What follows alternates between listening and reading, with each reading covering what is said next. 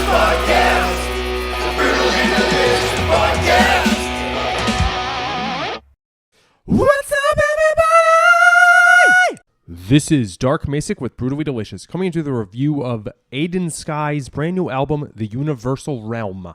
Okay, so brand new band for me, not even on the metal archives from what I can tell. I think this is a first for metal bands that I have reviewed before. I can't explain how huge that is. Like, my friend's high school band is on the metal archives, and somehow this band didn't make it, which is insane to me. Now, the way you should hear that is, get on the train now before anybody else knows about them. You can get some great hipster cred. The band is apparently some kind of side project offshoot, I don't know, of Galderia, which is one of those bands that I've heard 1,000 times on playlists, but never really did a deep dive into, so it's actually quite fresh to me. Now, while it'll be easy to say we've got a killer power metal album here, it goes a bit beyond that. A lot of this is kind of spacey.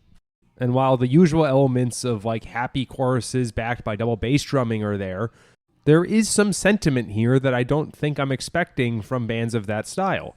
It's a great way to break the mold.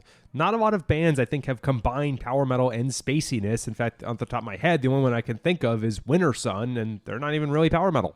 Quick shout out to Skullforge, who earlier this year put out the banger Make Space Great Again. But to get back on track, you know those brunch places that say American classics with a twist? This is like that. Power metal with a twist, except way less annoying than those damn brunch places.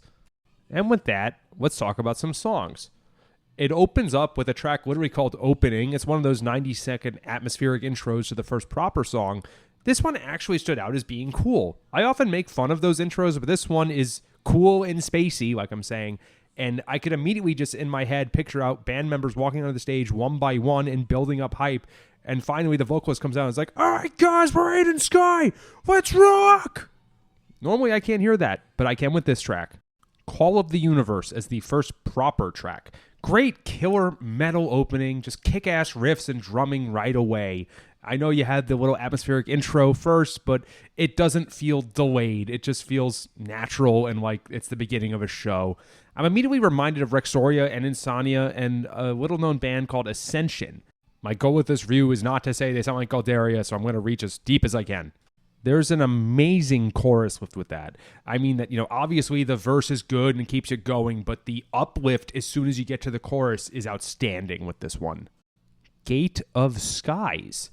The beginning of this has really great glory to the brave energy, but then it turns into like a proper power metal track, like not somber. It has some Skeletoon-like chorus with all the excitement that I never thought would happen given the intro. Beyond the Vortex of Time. Did some other speed metal band invade and say, "You will write a song with us"?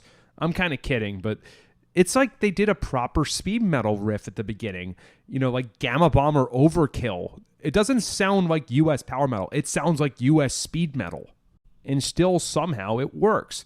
One of the things I often find lacking in power metal is riffs. The choruses and the vocals are there, the solos are there, but oftentimes the riffs don't always stand on their own.